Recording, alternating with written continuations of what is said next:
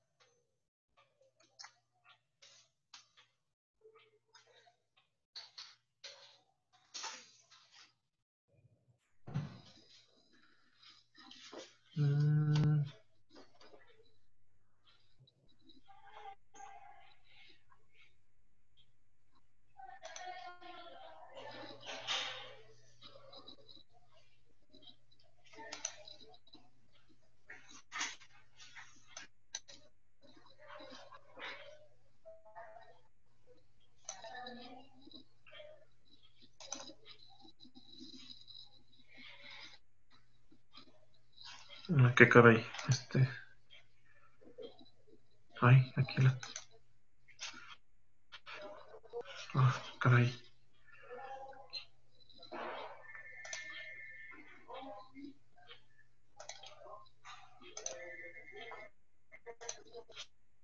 Aquí la tenía abierta.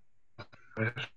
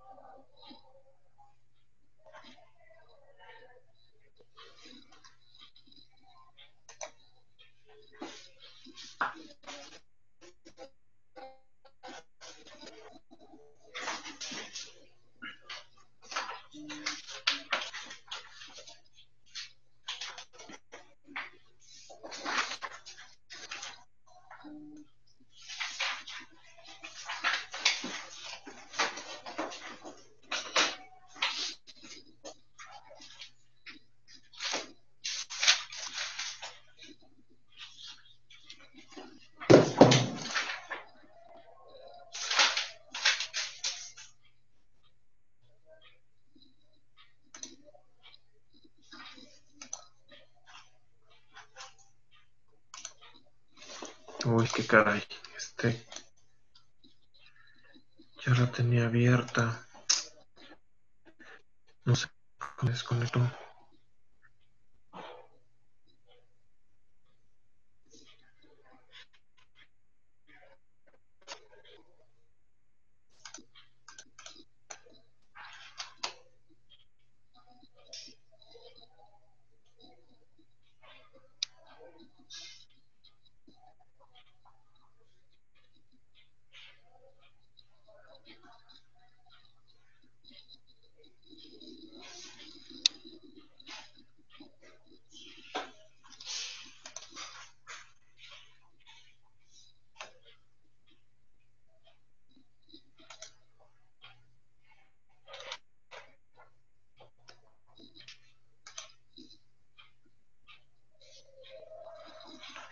Ok, entonces, creo que sí, sí se escucha, ¿verdad? Entonces tengo entendido que sí estamos bien y se escucha. Ya aquí me dice que estoy compartiendo la pantalla y tengo el micrófono prendido, entonces tengo entendido que estamos bien, ¿verdad? Pero pues también, igual que todos, como que apenas vamos aprendiendo esto de la transmisión por vía remota, ¿no? Entonces, pues sí, muchas gracias. Agradezco mucho la invitación del maestro Luis para platicar con ustedes. Pues este tema complejo, difícil, que está cambiando todos los días y que desde marzo nos tiene ocupados, y dentro de todo el tema intenso de lo que viene siendo COVID-19, creo que algo bien importante que ha sido meritorio de muchas llamadas, de muchas dudas sin resolver y de todavía preguntas que todavía no tienen respuesta, es pues asegurarnos que la transmisión de COVID no llegue a nuestra casa, no llegue a nuestro trabajo, cómo mantenernos seguros dentro del trabajo, cómo evitar que pues un compañero nos transmita COVID después de que tuvo COVID. Son preguntas pues de todos los días, ¿no? Entonces, espero que con esta pequeña charla pues se disipen algunas dudas que, como ustedes deben de saberlo, pues no tenemos la verdad absoluta, ¿verdad? Entonces, y esto está constantemente cambiando, pero pues podemos ver que ya hay algunas evidencias al respecto. Entonces, la situación es la siguiente, ¿no? Como a manera de introducción o de resumen, o sea, la transmisión de los virus respiratorios es contacto por gotas o por aerosoles o la vía aérea, ¿verdad? Recientemente está saliendo evidencia que pues COVID sí tiene la capacidad de transmitirse por contacto. Hay una publicación justo de ayer o de antier que dice que en las manos puede permanecer viable por 8 horas y es un poco más de tiempo que el que puede permanecer viable influenza. Entonces, esto es importante porque de hecho ya estábamos olvidando las precauciones de contacto en el contexto de COVID, como que nos estábamos enfocando mucho a la parte respiratoria, pero no, sí tiene la capacidad de transmitirse por contacto. Por otro lado, no olvidar que ahora que venga el invierno, la humedad va a disminuir, vamos a estar en ambientes más secos y más fríos. Entonces, tanto influenza como coronavirus van a tener la capacidad de permanecer más tiempo viables. Entonces, es importantísimo no olvidar la higiene de manos como una medida de prevención, tanto para influenza como coronavirus y otros virus respiratorios. Entonces, abusados con los fomites. Y gotas y vía aérea, pues tenemos muy bien establecido con influenza, pues que las precauciones por gotas, partículas que miden más de 100 micras y que hacen una parábola y que no viajan más allá de 2 metros y solamente hay que tener distanciamiento social y como son gotas gruesas, normalmente con un cubrebocas médico quirúrgico, es suficiente como para mantenernos alejados, ¿verdad? De esto. Ahora, por otro lado, están los aerosoles, que ahora con este COVID nos ha venido a revisar más. Se está invirtiendo mucho en ingeniería, físicos, ingenieros, están trabajando día con día para desarrollar mejores cubrebocas porque sabemos que hay microorganismos o tenemos ya experiencia con microbios que se transmiten por aerosoles, como es Mycobacterium tuberculosis, rubiola o varicela, ¿verdad? Y que en estas condiciones, en estos patógenos, necesitamos habitaciones con presión negativa, que el flujo de aire salga hacia filtros, ¿verdad? Y también pues necesitamos respiradores o los que conocemos como los cubrebocas N95. La pregunta del millón, que sigue siendo todavía un debate, es si coronavirus se transmite por aerosoles. A tus órdenes, dime. Sí, si coronavirus, COVID, se transmite por aerosoles y hay debate. Todos los días están saliendo cosas nuevas. Hay mucha evidencia a favor. Autoridades internacionales todavía deliberadamente no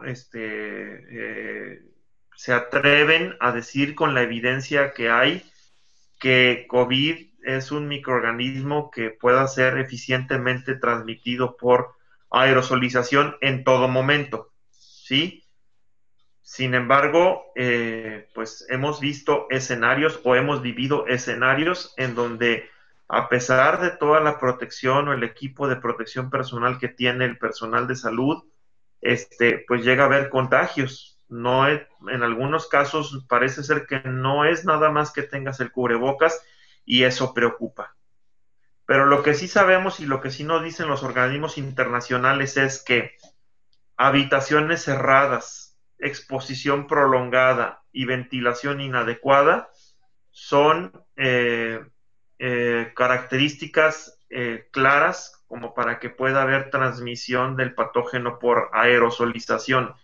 Entonces, aerosoles se las lleva el viento, ¿verdad? Pueden viajar varios metros y pueden entrar a receptores en el tracto respiratorio superior, ¿no? Entonces, es una situación importante.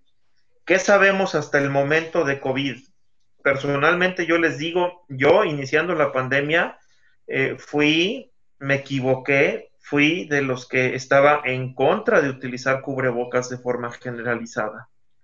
Fui de ese grupo de especialistas que quisieron tratar el COVID como influenza, ¿sí?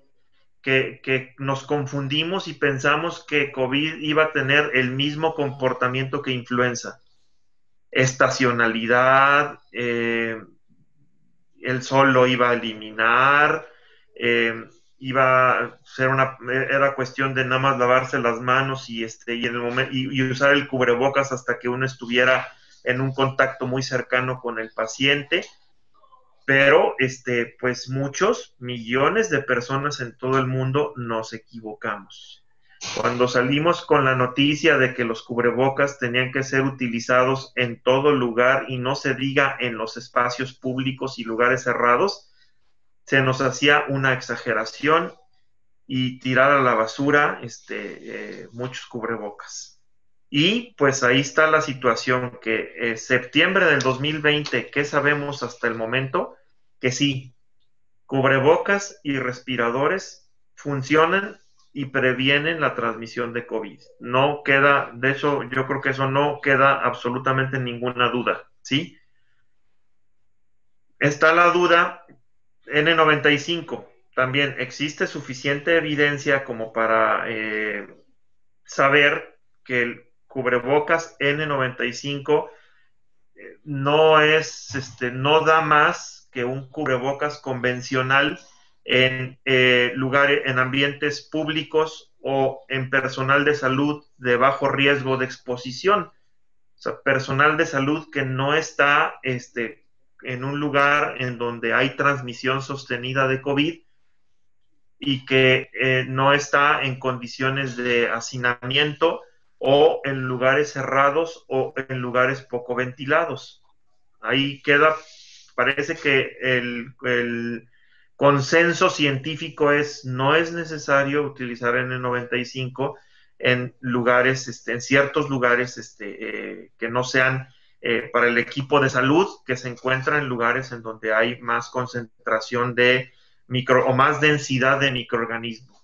Porque también hemos aprendido que lugares, ciudades con alta contaminación, entre más contaminación, también mayor probabilidad de transmisión del microorganismo. O sea, de que este microbio nos ha enseñado a que tenemos que estar al aire libre y despejados, eso que no quede ninguna duda, ¿sí?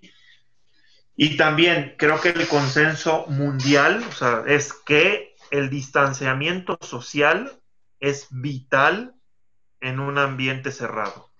No es nada más usar el cubrebocas. O sea, el cubrebocas por sí solo no es suficiente. Y ahí es en donde de repente, pues uno tiene que hacer análisis de riesgo y es en donde uno fácilmente puede patinar. No lo sé, ejemplos. Una vez me subí a un elevador que iba a un cuarto piso y se sube conmigo 4 o 5 personas más de personal de salud, pues uno anda con la ansia de la contaminación, de exponerse, y en ese momento se me ocurrió sí comentar al personal de salud, oye, ya somos muchos en un espacio tan cerrado. Y una de las que estaba ahí de cocina me contestó, de las que trabajadoras ahí de la salud, pero que se dedicaba a la cocina ahí del hospital, o sea, como manera de broma, pues así lo tomé, ¿verdad? Me dijo, ay, no, pero pues usted de qué se preocupa, o sea, todos traemos cubrebocas. Pues no, o sea, o sea, ese es el primer error. El pensar que el cubrebocas da una seguridad del 100% es el primer error en el contexto de transmisión de COVID, ¿verdad? Entonces, y punto, otro ejemplo. He estado en lugares donde atiendo pacientes con COVID, mi práctica privada, todo un piso está dedicado a puro paciente COVID, ¿sí? Entonces son 36 camas que en su momento llegaron a estar llenas, ¿verdad? Este, eh, Uno entiende la carga de trabajo y la fatiga de todo el personal, y respeto y admiración a las personas que tienen que estar ahí toda una jornada, ¿verdad? Toda una jornada de 8 horas es bárbaro. Y en el contexto de COVID, pues peor tantito, ¿no? Sin embargo, lo que a veces uno llega a observar es que es muy claro que el microorganismo se encuentra, es un ambiente muy denso donde está ahí el microorganismo. De repente, detallitos tan sencillos como el cambio de turno y quitarse todos el cubreboca y estar en un espacio tremendamente cerrado, y por más de 15 minutos, pues finalmente eso es un riesgo. El llevar alimentos al área donde están, pues un área en donde está plagado de pacientes con COVID, y el estar consumiendo alimentos en un área que no está ventilada y en donde no se puede guardar la distancia, pues también es un riesgo, ¿verdad? O sea, acuérdense que el uso de cubrebocas es una ley del todo o nada. O sea, de nada sirve que uses el cubrebocas el 99% del tiempo. Funciona o disminuye el riesgo si lo usas el 100%, ¿sí? Lamentablemente, pues esto sí tiene implicaciones, pues, intensas para personal que está 8 horas metida en un área, ¿no? Nada más que de repente sí uno alcanza a observar que se olvida esta parte de, oye, estás en un lugar, estás parado o parada en un lugar en donde hay una transmisión, puede haber una transmisión intensa del microorganismo. Pues a lo mejor no conviene en este lugar que tomes alimentos, no conviene en este lugar que pues entre el cambio de turno, pues platiques. De hecho, hay estrategias en otros países de que si usas un transporte público no hables. Tan así hemos llegado que a veces las estrategias de no hablar pudieran todavía ser mejores, porque lamentablemente el cubrebocas no es el 100%. Estas imágenes, a partir de aquí voy a mostrar unas imágenes que las vamos a ir guiando poco a poco, y es lo que se sabe, y muchos de estos son conceptos teóricos, pero que sí, algunos de ellos sí han sido confirmados, pues con COVID. Sin embargo, sí también vale la pena decir que son hipótesis, ¿verdad? Son situaciones que a lo mejor es difícil replicar en un experimento, ¿verdad? Pero sin embargo, pues con toda la información de físicos, ingenieros en fluidos, ¿verdad? Pues nos han demostrado que si COVID puede permanecer en gotículas, que son gotitas pequeñas, o si puede permanecer en aerosoles, pues COVID puede ser transmitido por estornudar hasta 3 a 5 metros, como se ve en la imagen. Y en aquellos pacientes de toser, inclusive, pues las gotitas más pequeñas pueden ser transmitidas eficientemente, pues hasta 2 metros, ¿verdad? Y también, lamentablemente, una situación que nos tiene un poco preocupados es que el paciente con COVID, sea asintomático o presintomático o sintomático, el simple hecho de estar respirando o exhalando puede estar exponiendo microbios. Y bueno, lo he visto yo, o sea, es difícil de todo el tiempo que llevo atendiendo pacientes con COVID, lo he observado. Es difícil pensar que se enferme el hombre, un esposo, y no se enferme la esposa, o viceversa. O sea, es extremadamente frecuente que los dos se enfermen. O sea, hay una convivencia tan intensa que hace sospechar que el estar respirando puede estar haciendo que el paciente esté aventando microbios y pues el contagio hacia toda la familia es tremendamente real, ¿verdad? O sea, sí, seguramente ustedes conocen también, todos ya conocemos historias de familias enteras que fueron contagiadas y muertes relacionadas también en personas susceptibles, ¿no? Entonces, siguiendo con la dinámica de fluidos con mascarilla y con respirador, pues sí, parece ser que la mascarilla y el respirador, como se ve en esta imagen, el mensaje es, sí, protege. Es evidente que la persona que no tiene mascarilla o respirador, ya sea una mascarilla quirúrgica o ya sea un respirador N95 o estos respiradores elastoméricos, ¿no? Que también cada vez estamos viendo más y que pudieran tener hasta inclusive algunos una protección N100. Aparentemente no hay diferencia entre el cubrebocas elastomérico y el cubrebocas N95. Para algunos me han dicho que es más cómodo, para otros me dicen que no es tanto. Este, eh, pero a final de cuentas, la imagen lo que nos quiere dar a entender es que, pues sí, o sea, usar un cubrebocas o un respirador disminuye considerablemente la capacidad de poder transmitir gotas o aerosoles. Sin embargo, la imagen también nos dice algo, otra cosa muy importante, no es el 100%, no es, no es de cero la transmisión, ¿sí? Y aquí vemos, por ejemplo, escenarios de la vida real, aviones, ¿qué pasa con los aviones? Los aviones tienen una situación muy particular de sistema de ducto de aire, en donde los aviones, a través de tienen unas ventilaciones que avientan aire inclusive a menos de 17 grados centígrados, es un aire generalmente muy frío, que ese aire viene del ambiente, ¿verdad? De afuera de la cabina del avión, ¿verdad? Entonces aire generalmente está frío, no lo congelan, no utiliza un ducto de aire acondicionado, sino más bien es aire que viene por fuera del avión y son aires fríos.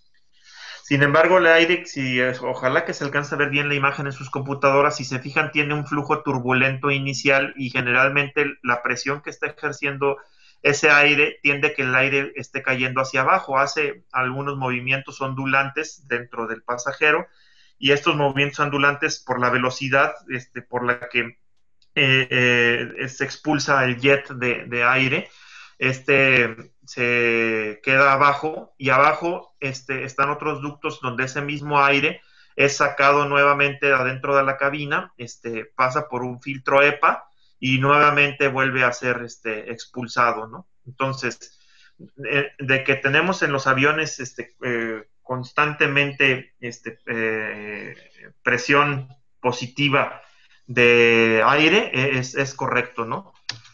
Poniendo en el contexto de una persona que pudiera estar infectada, que la tenemos aquí en un escenario de un vuelo en avión, y que no tenga mascarilla, de acuerdo a la dinámica de fluidos o la dinámica de aire en este escenario, pues esto, la transmisión, y que ha estado demostrado por algunos casos, no es para todos los pasajeros, pero sí alrededor del paciente, potencialmente entre 4 o 5 personas pueden ser expuestas al virus y pueden ser transmitidos si el paciente no usa mascarilla o el personal no usa mascarilla. Posteriormente, si a todos los demás les causa problemas, aparentemente no. ¿Y esto por qué? Porque todas las cabinas de aviones tienen filtros EPA, y los filtros EPA, como ya sabemos, están hechos del material que está hecho los N95, ¿sí? Entonces son filtros tremendamente pues eficientes, son filtros de alta eficiencia, con estándares de 95% más, pero no es de que todos lleguen a tener el problema, pero si te toca estar al lado o compartir asiento con alguien que potencialmente está enfermo, pues sí, la transmisión nunca es cero, la transmisión existe.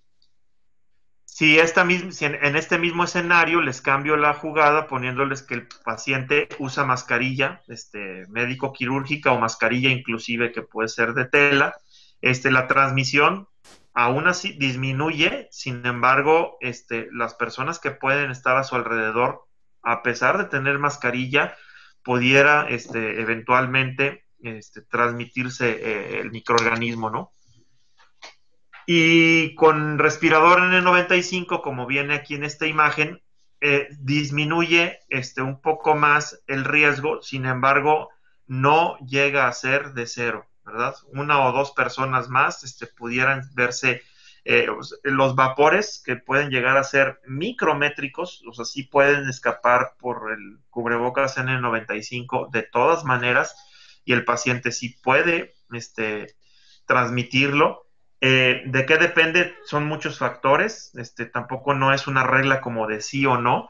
Hay factores como pues la humedad, hay factores como la temperatura, hay factores como pues la cantidad de virus que tiene el paciente, en qué etapa de la enfermedad se encuentra, etcétera, etcétera. O sea, es un sistema complejo, pero yo creo que el mensaje es, no es la transmisión de cero, ¿verdad? No pensemos que el llevar un N95 nos dice que no nos vamos a contagiar. Por ahí está saliendo también evidencia que bueno, que no te va a proteger al 100%, pero sí te puede exponer a menos cantidad de virus. Entonces, eso sí es cierto, ¿verdad? O sea, puede ser que el paciente, si el paciente tiene una carga viral impresionante, pues el simple hecho de que tú tengas cubrebocas, sea médico quirúrgico o N95, te puede hacer que tengas una infección más leve por menor exposición al virus, ¿verdad? Entonces, eso sí también se vale.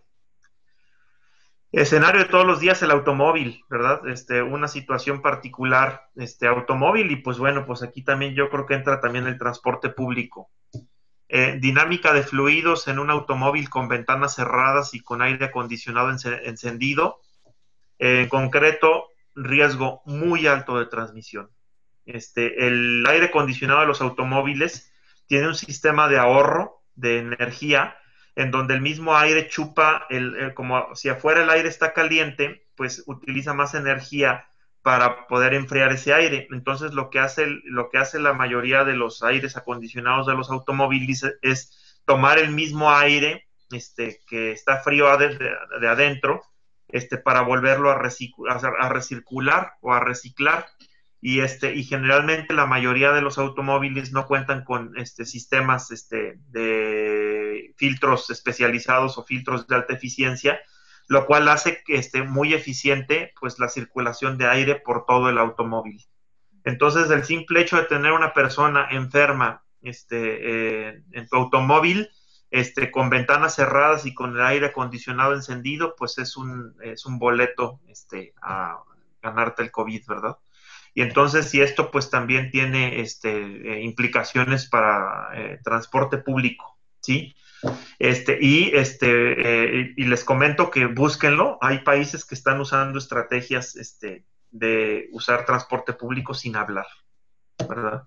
O sea, el silencio como un método evitar transmitir el microorganismo, y pareciera que, o sea, empieza a haber evidencia que puede funcionar. No lo estoy asegurando, pero ya están investigando en eso, ¿no? Y pues con ventanas cerradas, pero con mascarilla quirúrgica, o sea, vamos a suponer que el paciente tiene mascarilla quirúrgica o tiene cubrebocas N95. ¿Qué es lo que pasa en este contexto? Pues sí, o sea, disminuye el riesgo, pero es menor, pero nunca es cero. O sea, es una mala idea subirse al carro con alguien con sospecha de COVID, y prender el aire acondicionado y cerrar las ventanas, ¿no? O sea, a pesar de tener un buen cubrebocas, el riesgo sigue siendo importante, ¿no? Y bueno, pues viene otra, bueno, pues tan sencillo como abrir las ventanas, ¿verdad? Parece ser que si abres las ventanas, pues sí cambias la dinámica del aire. Si tienes el aire acondicionado apagado y abres las ventanas, pues parece ser que sí, la exposición disminuye considerablemente. Pero aquí tenemos que mencionar que va a depender de muchas variables, ¿no? Humedad, presión, y por ejemplo, mencionan los ingenieros, los físicos que ven esto, que para que haya como una circulación de aire homogénea, y que permita que el aire del interior de la cabina sea expulsado al exterior, se necesita una velocidad de 30 kilómetros por hora. Pero si subes esa velocidad, el aire ya no sale, ¿sí? Si hace turbulencias dentro del automóvil, pero se queda dentro del automóvil y es un poco más difícil que salga. Entonces, pues eso nos mete un poquito ahí en problemas, ¿no? Porque es difícil saber, bueno, a qué velocidad voy a hacer para que el aire se esté circulando hacia afuera y puede ser que el aire esté haciendo de todas maneras turbulencias, pero definitivamente es mejor idea, si por alguna razón tenemos que convivir con alguien en el transporte público, en nuestro automóvil, pues es abrir las ventanas, ¿verdad? Parece ser que es mejor idea que tenerlas cerradas y utilizar el aire acondicionado, ¿no? Y de igual forma, como se viene aquí en el mismo escenario, utilizando ventanas abiertas y aire acondicionado apagado, pudiera ser también un riesgo menor de transmisión, pero también depende de muchas variables, ¿no? Pero entonces pareciera ser que no es muy seguro estar en un automóvil, pero cuando menos con ventanas abiertas y un uso de algún cubrebocas, pudiera ser algo muchísimo menor el riesgo que definitivamente tener cerradas las ventanas, ¿no? Y mucho menos tener un sistema de circulación autocíclico del aire, ¿no?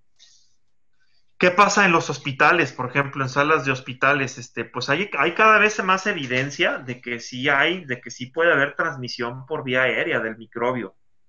Y todos hemos conocido enfermeras, enfermeros, médicos que se han contagiado y que, pues, parece ser que, pues, han hecho lo que les toca, ¿no? Que es, usar, el equipo de protección y utilizar el cubrebocas. El problema es en dónde estás parado, ¿no? O sea, si son lugares, la mayoría de los hospitales no tienen muy buenos sistemas de ventilación, no se les da mantenimiento, o simplemente pues no hay ventanas, ¿verdad? Para dejar circular el aire. Entonces, literal, pues el personal de salud puede estar en riesgo de exposición, y el simple hecho de, pues, retirarte el cubrebocas, pues, sí te puede poner en problemas.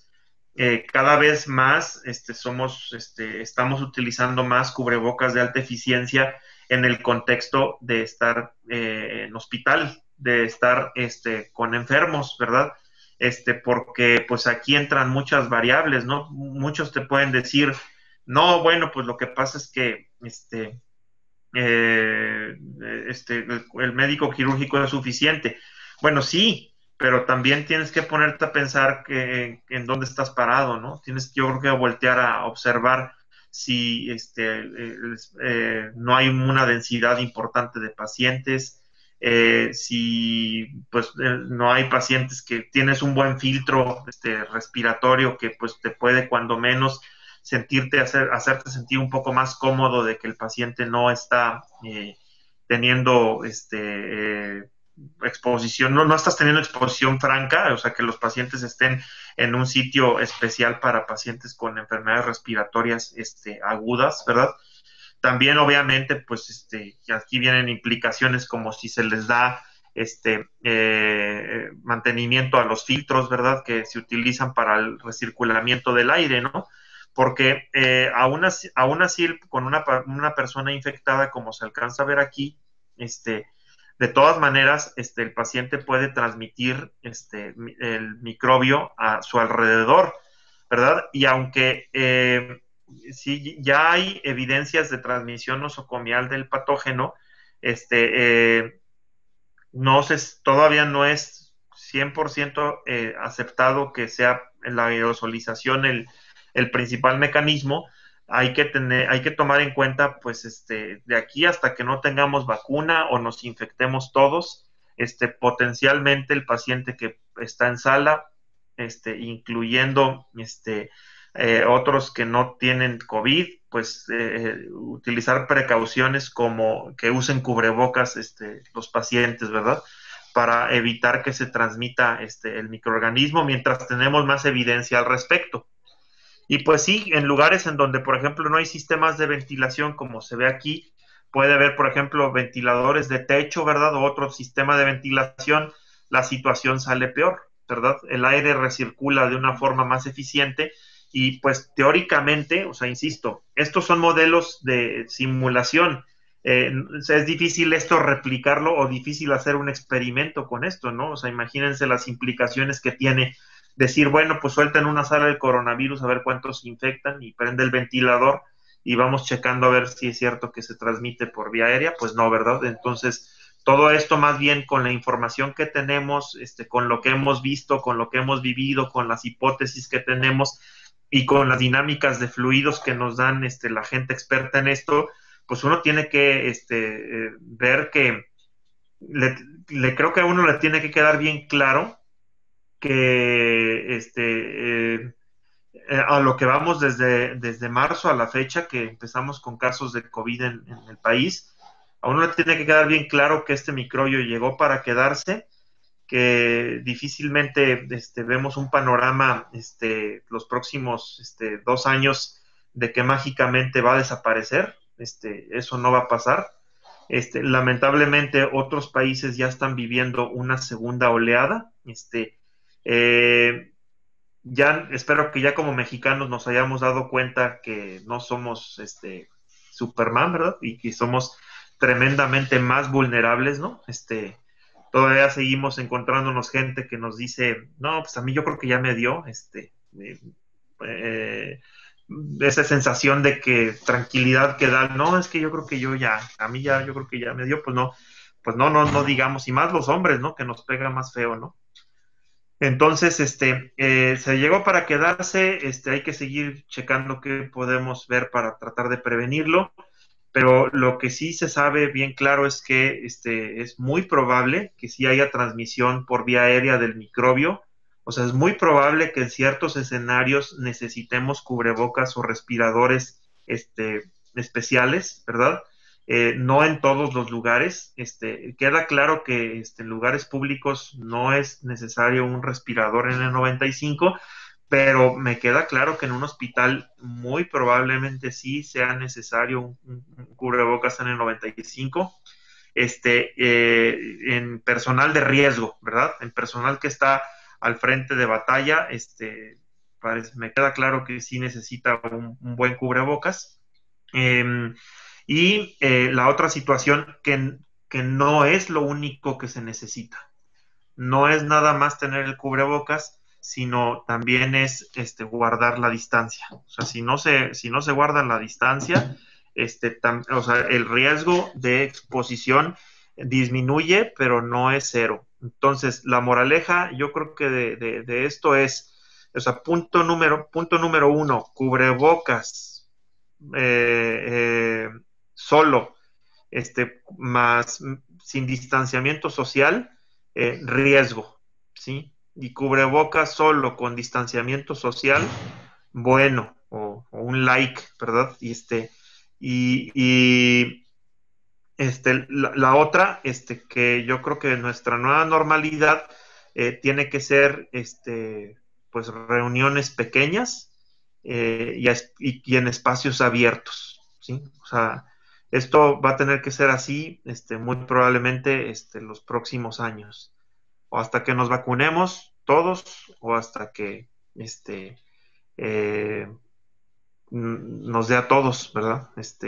Y entonces, y esperando que no caiga otro virus, ¿no? O sea, hay que dejar ya a la naturaleza en paz, ¿no? A la madre naturaleza ya hay que dejarla en paz porque esta es una señal de que ya no nos metamos con ella, ¿no? Entonces, y les quiero comentar la otra situación importante que por aquí la tengo. Permítanme, teniendo pantalla, creo que sí está aquí, sí.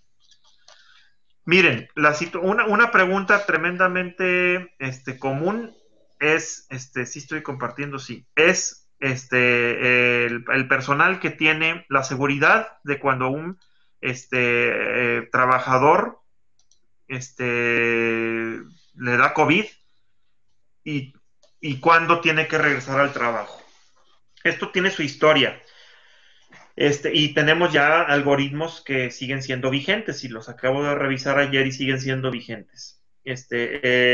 La historia nos dice que otra vez nos volvimos a equivocar. Al principio estábamos pidiendo PCR para valorar si el paciente estaba curado. Malo. Nos dimos de topes. No sirve. De momento no sirve. Nuestras guías mexicanas, que son igualitas a las americanas, igualitas a las españolas y un poco parecidas a las de Inglaterra, nos dicen, utilizamos la estrategia que es no prueba. No se necesita una nueva prueba, no se necesita una segunda muestra para definir si el paciente está curado o no. ¿Qué sustento científico tiene eso? Al principio se empezaron a hacer pruebas para como un boleto o como un pasaporte para que el paciente pudiera regresar a trabajar. El resultado, gasto, y el paciente, angustia. Existen pacientes que pueden seguir persistentemente positivos y tienen material genético del virus y no tienen ninguna traducción clínica, ¿sí? No quiere decir, o sea, lo que está buscando es material genético. ¿Hay material genético? Sí, o sea, la prueba no está mintiendo. Pero la pregunta es, más bien replanteando la pregunta, ¿ese material genético tiene alguna traducción? Parece ser que no, ¿sí? Que son dos cosas distintas, ¿no? También, ya en forma de investigación, se ha estado, sigue, hay bastante evidencia que nos dice que por lo general en pacientes con síntomas leves, el virus ya no es cultivable después de los 10 días de iniciada la infección. ¿Esto qué significa?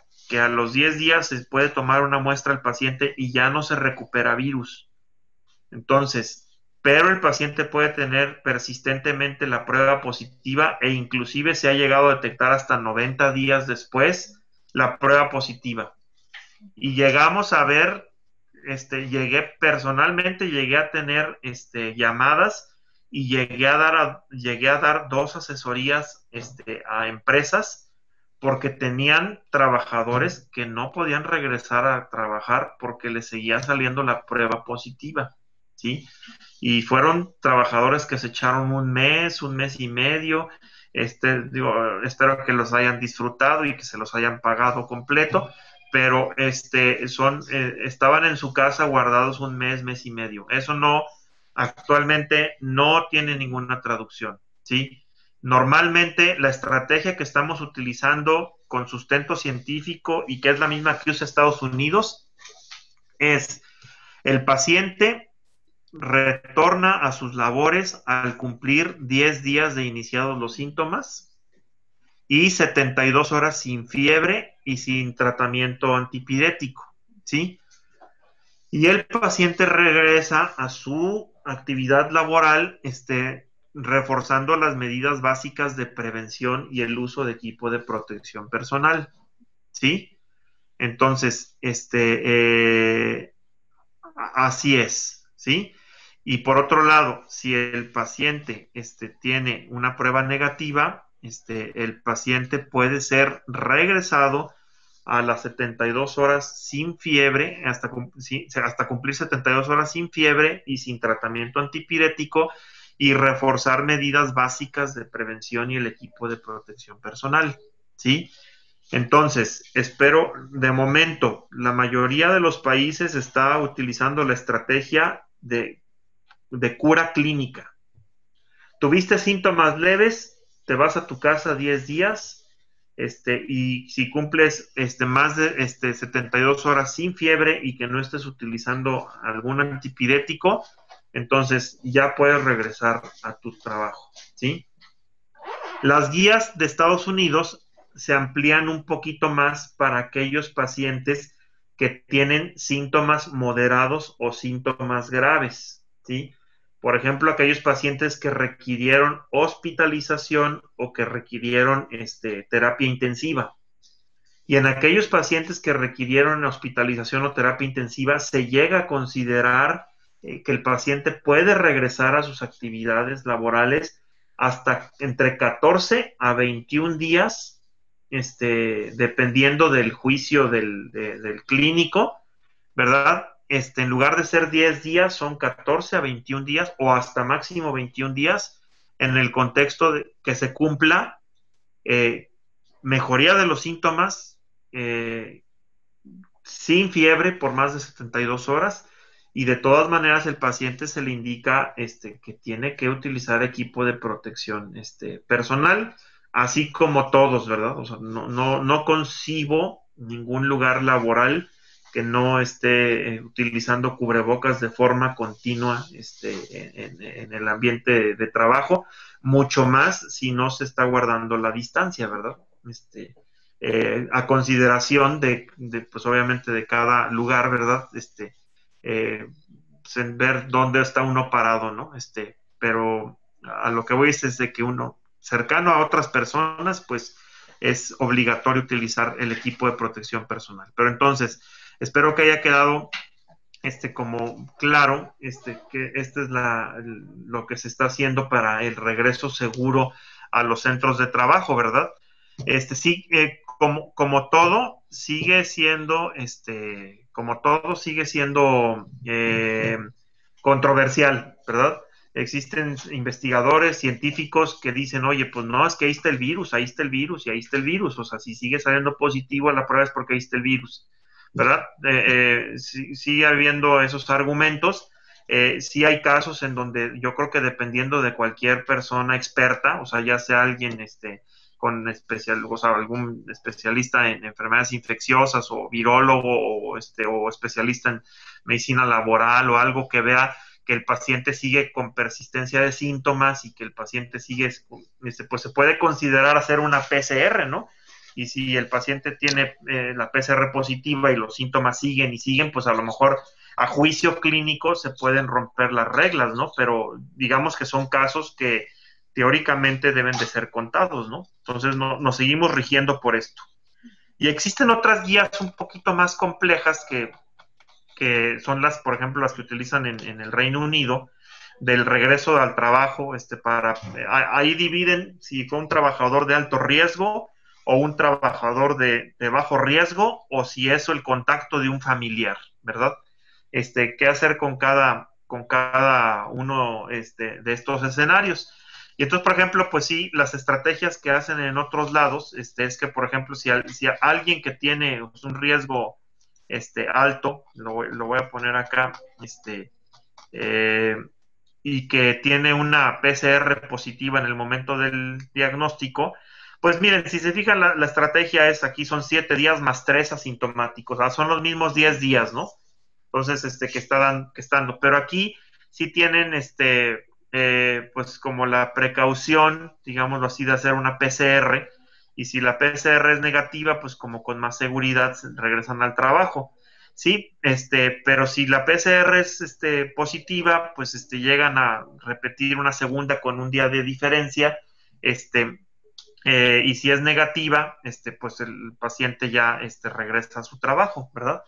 Pero si en 2 ocasiones sale positiva, pues sí mencionan o no se quieren meter mucho en problemas como alternativas, pues repetir la PCR hasta que sea negativa, o hacer una prueba serológica, y si el paciente ya tiene anticuerpos IgG, está hablando que cuando menos ya tuvo 14 días de exposición al virus, y ya la presencia de anticuerpos IgG le da cierta inmunidad, ¿verdad? Y que con eso el paciente puede ser incorporado a sus labores, o la reincorporación basado en criterios clínicos mínimo 14 días después del inicio de los síntomas. Entonces, si se fijan, ya está hoy de repente un poquito medio compleja, ¿no? Porque entonces no te dice, pues entonces que a todos les hago PCR y si sale positiva, entonces que 14 días o cómo. Pero bueno, en general, pues dice, pues si el segundo control salió positivo, pues cuando menos también les dan 14 días para que puedan regresar a su trabajo, ¿verdad? Entonces, y obviamente, pues si la PCR está negativa, pues y si no hubo síntomas de COVID, pues el paciente regresa a su trabajo, o si la PCR es positiva y que tiene síntomas, pues se repite la PCR posteriormente, ¿no? En pacientes con riesgo bajo, o sea, trabajadores de bajo riesgo de complicaciones, o pacientes que tienen bajo riesgo de poder contagiar a otras personas, pues también se hace la estrategia de 10 días, ¿no? Y también en ellos, pues lo que se hace es una prueba serológica a los 14 días, ¿verdad? Para ver si el paciente ya formó anticuerpos, para poder tener con cierta más seguridad el regreso al trabajo, ¿verdad? ¿Sí? Entonces, si no hay una prueba serológica disponible, pues le dan 14 días al trabajador, se cercioran que tenga 3 días sin síntomas, y el regreso al trabajo, ¿no? Y pues por último, entonces el regreso a trabajar con contacto de pacientes con COVID, pues aquí lo que dice es de que, bueno, pues no nos gusta, personalmente no me gustan mucho las pruebas serológicas, yo creo que dan más problemas que soluciones, son poco confiables, yo así lo pondría, pero bueno, pues finalmente en el contexto de aquí estas guías, que no son las mexicanas, insisto, en contactos, solamente los digo como para tener como una idea de qué estrategias se pudieran hacer, porque también hay que mencionar que no hay nada escrito, no está todo escrito, perdón, en COVID. Entonces, estrategias para contactos, pues reevaluar después de que el contacto tuvo 7 días asintomático, pues a lo mejor pudiera, y se le hace una prueba serológica, si es la IgM negativa o la IgG positiva, pues regresar al trabajo, ¿no? Y si la IgM es positiva, pues considerar que el paciente está iniciando con síntomas de COVID, y entonces, pues bueno, pues ya aislarlo, ¿no? En el contexto del contacto con paciente con COVID, ¿no? Y si no hay disponibilidad de pruebas serológicas, o sea, por ejemplo, lo que les platicaba, ¿no? O sea, lo que les decía que es bien común que si el esposo se enferma, pues si está conviviendo, pues duerme con la esposa, pues yo prácticamente digo, no, pues tú ya estuviste expuesto, o sea, ya no nos andemos con rodeos, o sea, conviven juntos, viven juntos, respiran juntos, en el mismo lugar, pues ahí básicamente ¿sabes qué? Pues aíslate, o sea, tú no estuviste en contacto, estuviste expuesto, ¿sí? Entonces, y si estuviste expuesto, estás en riesgo muy alto de tener la enfermedad. Entonces, si no se tienen pruebas serológicas, pues entonces lo que dice aquí es reevaluar después de al menos de 14 días de que el paciente está asintomático, pues que es el periodo de incubación, ¿verdad? El periodo de incubación de COVID sigue siendo entre 5 días, la mayoría, la media, la mediana, está cayendo en 5 días, a un máximo de 14 días, ¿no? Entonces, pues las guías mexicanas, les digo que son las con las que nos estamos. Ayer revisé la normativa del Seguro Social y sí hay unos acuerdos en norma oficial mexicana que están implicando que los trabajadores puedan ser mandados a casa 14 días, ¿verdad? No se meten mucho en este rollo de que si tiene síntomas, que si no, que si pero lo que dice la normativa del Seguro Social es que se considera que el trabajador pueda ser mandado a casa 14 días, ¿verdad? Y en el contexto de síntomas leves, creo que me parece una buena opción. Bueno, pues creo que es todo, compañeros. Espero que haya resuelto pues, las principales dudas, preguntas relacionadas con, con esta con este tema. Es una parte solamente pequeña de lo que es todo el mundo COVID, ¿verdad? Actualmente. Y bueno, pues no sé, quedarán algunos minutitos. Empezamos como 11:10, a ver si algunos minutitos para si hay algún comentario. Bueno, ojalá que se escuche bien, caray, porque no se estaba escuchando bien. Voy a dejar de compartir pantalla, para poder checar, ¿dónde está? Sí, poder checar si existen dudas o preguntas o poder revisar aquí en el chat si hay algo, ¿sí?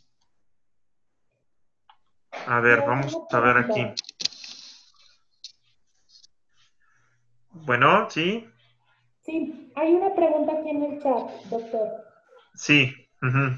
No sé si... Aquí hay una pregunta en el chat. Aquí dice, una persona positiva que ya cumplió los 10 días y tiene más de 72 horas sin fiebre, pero continúa con disnea, ¿se puede reincorporar o también tiene que esperar a tener 72 horas sin disnea? Híjole, bueno, es que sí, aquí es muy ambiguo porque yo he tenido pacientes con neumonía y hay pacientes que quedan bien malitos, quedan muy mal, o sea, y que pues si desde aquí acuérdense que estamos hablando de infectividad, o sea, estamos hablando de seguridad laboral, o sea, si el paciente puede transmitir el microbio a sus iguales, ¿verdad? O a su alrededor.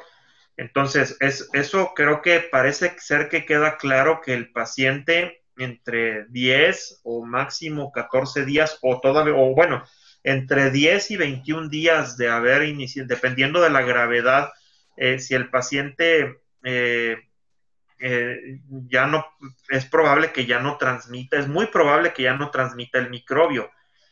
Pero es diferente hablar de ya no lo transmite a que quedó bien amolado, ¿no? O sea, pues sí quedan bien amolados. O sea, yo tengo pacientes, que pues lamentablemente, siguen dependiendo de oxígeno, que lamentablemente suben escaleras y se taquicardizan y tienen disnea, y más bien esos pacientes pienso yo que en el contexto laboral y de normatividad, pues tienen que ser referidos con el médico del trabajo, ¿no? Con el médico del trabajo y ya a su vez él, yo creo que apoyarse con un neumólogo, ¿verdad? Porque puede ser que estos pacientes necesiten mayor incapacidad, pero desde el punto de vista de transmisión del patógeno, pues parece ser que ya no transmiten el patógeno a más tardar 21 días, si es que son pacientes que estuvieron en terapia intensiva, ¿verdad? O por ejemplo, si fueron síntomas leves y todavía tienen disnea, bueno, pues sí se me haría, caray, se desconectaría, ¿qué?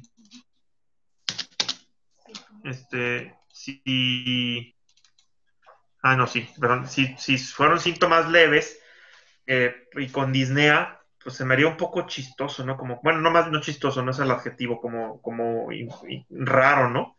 O sea, sí he visto muchos pacientes con síntomas leves que quedan achacosos, o sea, y sí está bien demostrado el síndrome post-COVID, o sea, el paciente queda con mialgias, con artralgias, con sensación de fatiga, que a veces pueden confundir con disnea. Yo creo que más bien pues es ahí como evaluar qué está pasando, ¿verdad? A lo mejor sí necesitaría pues una opinión de algún especialista, para poder determinar si realmente es un síndrome de fatiga persistente porque tuvo COVID, ¿verdad?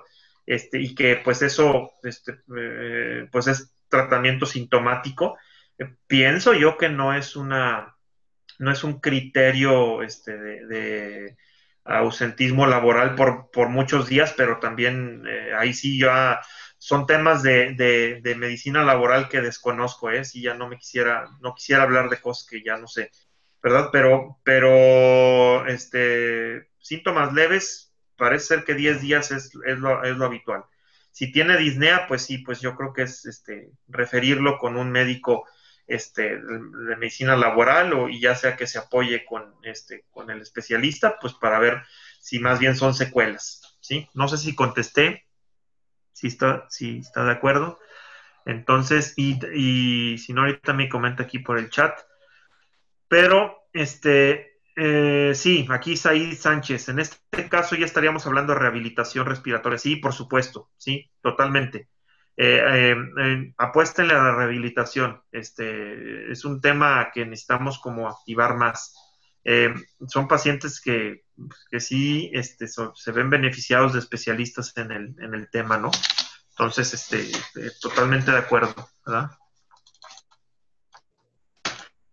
Yo, y Maestra más bien ahí está el contexto de cuántos días más de cuántos días más de incapacidad, pues no sé, ¿verdad?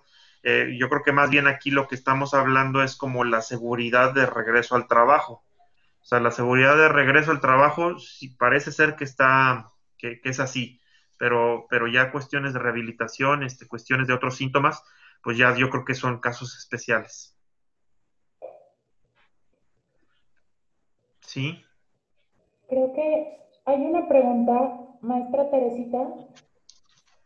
Sí, doctor, gracias, Moni. Doctor Dada, soy Teresita García de aquí de la Facultad de Enfermería y Nutrición. Dada tu experiencia en el campo, perdón, de la epidemiología, mm, acá nosotros como docentes tenemos la preocupación de la incorporación de los estudiantes en el aula. Son espacios, finalmente espacios cerrados en donde incorporas a un grupo de estudiantes. Estamos haciéndolo con pocos estudiantes en las aulas. Sin embargo, como experto en las cuestiones epidemiológicas, ¿cuál sería tu recomendación en ese sentido? Sí, entonces me pregunta sobre el regreso de los estudiantes a las aulas. Así Híjole, es, así. le voy a contestar sinceramente, no sé. No, no Ujú. sé. No, fíjese que también le voy a contestar otra cosa. No he leído experiencia, o sea, lo primero que se me ocurriría es leer la experiencia de otras universidades.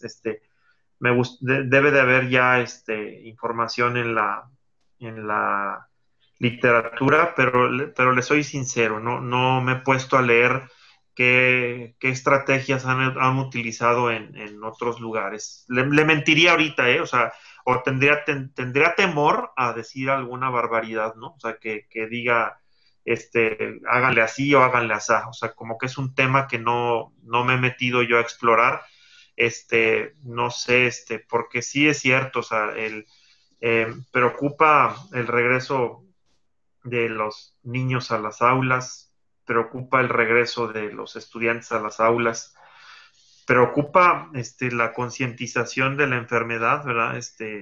Eh, y seguimos viendo, digo, personalmente sigo viendo gente joven, digo, y no que esté atacando a los jóvenes, sino que sí se quitan los cubrebocas, les gusta estar muy de cerquita, ¿verdad?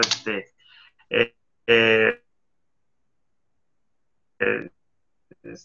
más idos de andar danzando, brincando, por todos lados. Entonces, hijo, pues ahorita en el contexto de pandemia, sí me da mucho miedo. O sea, me da mucho miedo, porque creo que que si las estrategias son como pequeños grupos, ¿verdad? O sea, que uno pueda tener el control, ¿verdad? Y yo creo que sobre todo la educación, ¿no? Concientizar que que realmente esto es real y que esto podemos poner en riesgo a mucha gente, ¿no? Digo, es evidente que las personas de edad avanzada la llevan de perder. Jóvenes también hay malos y muy graves y muertos en menor medida, pero sí los hay. Entonces, pero sí ya grupos masivos, o sea, no sé, grupos de, digo, se me antoja pensar, pero le digo, esa es una opinión personal, o sea, no tengo sustento. Es un buen tema para revisar también, ¿verdad? Pero no tengo sustento científico de momento para decirle, pero se me antoja pensar que grupos reducidos en aulas grandes, pues pudiera ser una buena estrategia, ¿no? O pues de nuevo las clases extramuros, ¿no? O sea, lugares ventilados, lugares, pues sí, yo creo que al aire libre, o no sé, tratar de buscar alguna cosa que nos ayude, pero pues ahora sí que me lo deja de tarea. O sea, sí es un tema interesante, pues revisar, me iría a ver qué están haciendo en otros lados, ¿sí? Sí, sí, muchas gracias. Sí, la verdad es que es muy, muy preocupante porque luego resulta que los estudiantes, en aras de no perder el contenido que se va a trabajar en un taller o en una situación específica, pues ocultan información, ¿no? De que la mamá falleció por COVID y tiene menos de 10 o 12 días que falleció el familiar y bueno, son situaciones que alarman y que estuvieron haciendo un procedimiento X, ¿no? Entonces, sí, sí, la verdad es que como docentes nos preocupa, nos ocupa cómo garantizar las mejores condiciones de bioseguridad, ¿no? Para el personal docente y para los propios estudiantes, ¿no? Que creo que es una tarea que la universidad está haciendo, ¿no? Y que a nosotros como docentes pues estamos también ahí preocupados y ocupados en esa actividad. Sí, sí, totalmente de acuerdo, maestra. O sea, sí, totalmente de acuerdo, sí. Pues sí, es un tema que hay que revisar a lo mejor más a fondo y que de momento no me siento, experto, ¿verdad? Pregunta, en el contexto de nuestras universidades, ¿qué grado de riesgo pueden tener los colegas docentes que no laboran en área hospitalaria si están en contacto con docentes clínicos? Obviamente con las medidas de equipo de protección. No, pues yo espero que nada, ¿no? Espero que no haya riesgo. Pues sí, o sea, digo, yo creo que todo se limita a decir a lo que ya platicamos, distanciamiento social y uso de cubrebocas en lugares cerrados. O sea, eso yo creo que es ahorita nuestra principal protección. No le vería problema, ¿no? Sí. Digo, ¿cómo se llama? Obviamente, pues hay situaciones que se tienen que ver en el mismo contexto, ¿no? O sea, yo que particularmente estoy bien metido con pacientes con COVID y que pues es un riesgo inminente que en cualquier rato puedo salir contagiado, ¿verdad? Y que todos los días desde marzo o abril, todos los días he tenido que estarme metiendo a ver pacientes con COVID, este, pues evidentemente pues trato de proteger a los demás, y me pongo el cubrebocas pues la mayor parte del tiempo, ¿no? Sobre todo para que no me digan, no salgamos con eso, ¿no? De que yo tenga que estarles hablando por teléfono y de, oye, ¿qué crees que me contagié? Entonces, pues ahí te encargo porque estuve contigo y no traía cubrebocas. Entonces, yo creo que pues es algo de civilidad que uno tiene que tener, ¿no? Eh, y precisamente uno también pues estar guardando la distancia, ¿no? Porque pues sí, en cualquier ratito nos puede caer la sorpresa, ¿no? A pesar de que, de que hagamos a pesar de que hagamos lo que tenemos que hacer, que es ponernos el cubrebocas y el distanciamiento. Con todo y eso ya vimos y espero que haya quedado bien claro, pues con todo y eso, de todas maneras, el riesgo no es cero, nunca es cero, ¿sí? Pero no le vería, no los vayan a discriminar, ¿verdad? Los pobres clínicos, ¿verdad? Entonces, y que los quieran tener en otro lado. No se crean, pero que no le vería problema, más bien, ¿sí? Siempre y cuando se use el distanciamiento social y el cubrebocas todo el tiempo, ¿verdad? Sí, no sé, ¿alguna otra cosa? Pues ya aquí en el chat creo que ya no hay nada ni tenemos manitas levantadas. Perfecto, muy bien. Entonces, pues muchas gracias. Les agradezco mucho su tiempo. Espero que se hayan contestado sus dudas. Cualquier cosa a través de Luis o acá estamos a sus órdenes en el Hospital Central, con todo gusto. ¿Sí? Sí, no, muchas gracias a usted, doctor. El maestro Luis se disculpa, tuvo ahorita una reunión urgente en rectoría y pensó que sí se iba a poder conectar en el trayecto, pero tuvo también problemas de conexión. Sabemos que esto ya, ya es algo de todos los días y pues muy agradecidos como facultad por esta información tan valiosa y que esperamos poder replicarla también con nuestros compañeros que por cuestiones ahorita laborales o de las mismas clases no se pudieron conectar, pero bueno, les compartiremos esta información. Muy bien. Muchas gracias. Entonces, saludos a todos, ¿eh? Bye. Gracias, doctor, que esté muy bien. Bye. Hasta luego. Gracias, doctor. Sí, gracias.